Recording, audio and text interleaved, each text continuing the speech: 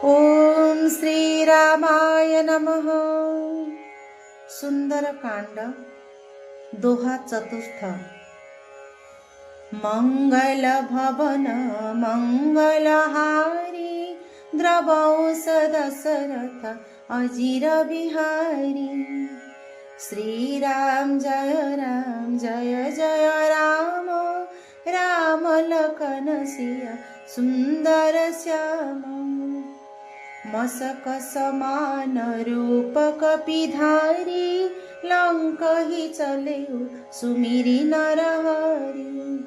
नाम लंकिनी एक निशिचारी सो कह चले सी मोहि निंदरी। जान ही नहीं मोर मूसठ मोरा मोर हार जहाँ लगी चोरा। मुठिका एक महाकपिहानी रुधिर मत धरणी धनमणि। सेही योजना अनुजाई हनुमान मशा परी अत्यंत क्षुद्र रूप धारण कले एवं नर रूपरे लीला करुथिबा श्रीराम को स्मरण करी लंकागढ़ प्रवेश कले। नगर द्वार रे लंकिनी बोली जणे राक्षसी थाई। से पाटी कला, अरे मूर्ख, मते न पचारि तू कुआड़े पशि जाउछु। अरे मूर्ख, तू मते चिन्हिनु।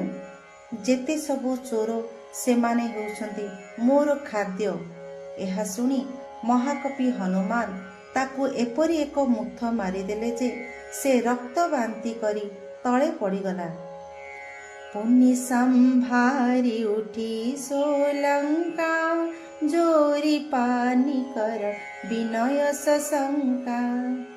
जब रावण ही ब्रह्मा वर दीना चलत बिरंची कहा मोहि चिन्हा।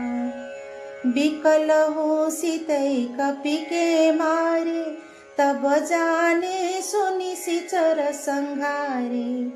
तात मोर अति पुण्य बहुता देखे नयन राम कर दूता। सेही लंकिनी निजकु संभाली उठी ठिया हेला एवं भୟରେ करपत्र जोड़ी विनती करी कहिला।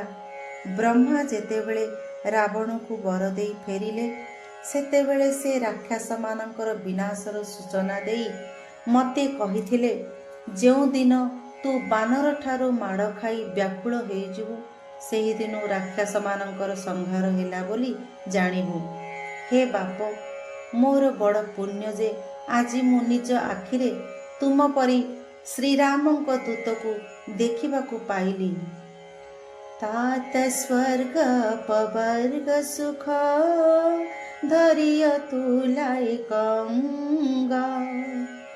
तुलनता ही सकल मिली जो सुख लव सतसंग।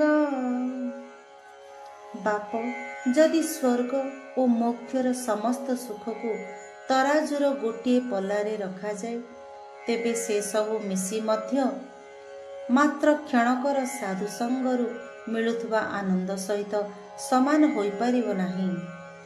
मंगल भवन मंगलहारी द्रवौस दशरथ अजिर बिहारी।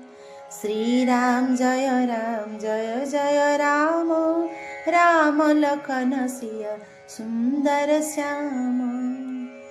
श्यावर रामचंद्र की जय, पवन सुत हनुमान की जय, उमापति महादेव की जय, गोस्वामी तुलसीदास महाराज की जय।